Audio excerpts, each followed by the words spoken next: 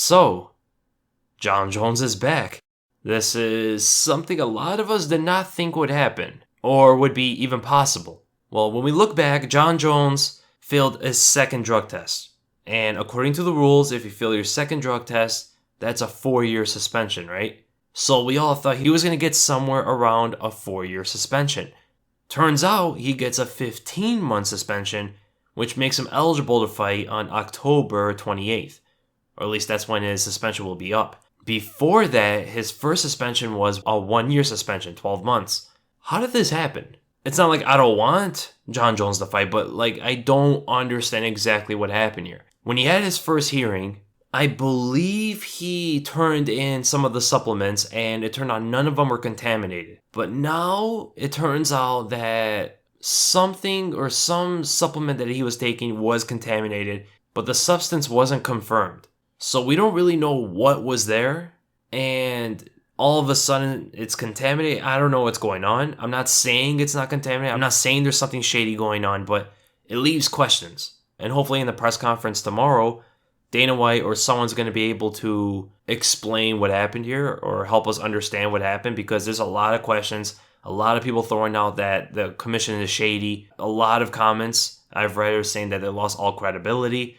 I don't know what happened, but what I do know is he's going to be able to fight on UFC 230 at least. So he's going to be back on October 28th. So the next pay-per-view card is obviously going to be UFC 230, which turns out the rumors may be true.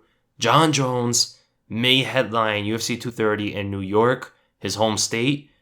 Bring on the Mauler, Alexander Gustafsson. With all the drug testing stuff, with all the contaminated substances and the commission, all that sort of stuff, as a fan, I just want to see this fight.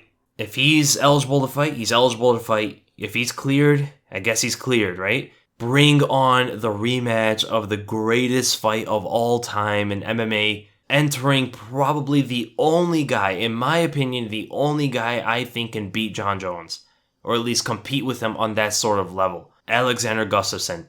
And the thing about this rematch is Jones and Gustafsson, looking at their last fights, they are much better than they were when they first fought each other. They are more focused, they have more experience, they're a bit older, a bit wiser, with more techniques. And Jones' size is going to be matched again by a little bit bigger Alexander Gustafsson. This is my most anticipated fight in the entire year. If this happens, if this gets scheduled, I hope it gets scheduled. Alexander Gustafsson has been quiet for quite a while, which means he probably knew something. Before he was talking a lot. He was calling out DC over and over again for the light heavyweight title. And now all of a sudden when the rumors are coming up that he's going to be fighting Jon Jones, Gustafsson kept quiet, which I believe he knew something. Or at least there were talks, and let's all hope it happens. I don't think Jones is going to be fighting DC. DC said he wants to fight Brock Lesnar. He's going to get ready for that fight. And Jones versus DC before the Lesnar fight, I think, can ruin things for DC, especially if he loses that one. Loses a third time to Jones. The whole thing with Brock Lesnar is going to be completely, or not completely, but it's going to be ruined somewhat. So maybe they'll strip DC of the light heavyweight title. Maybe they'll do an interim title. Have Jones or Gustafsson, the winner of that fight, hold that title until DC's ready, or they strip him. So, shocking news, sudden news. Kind of unfortunate that this news came out right after I uploaded my podcast. I would have talked about it on there, but get ready, everybody. Buckle up, because UFC 229 is coming up, and then UFC 230. If this fight gets announced, this is a good 2 months, and even UFC 231 is pretty banging. So, good end of the year for the UFC, for the fans, for everybody involved.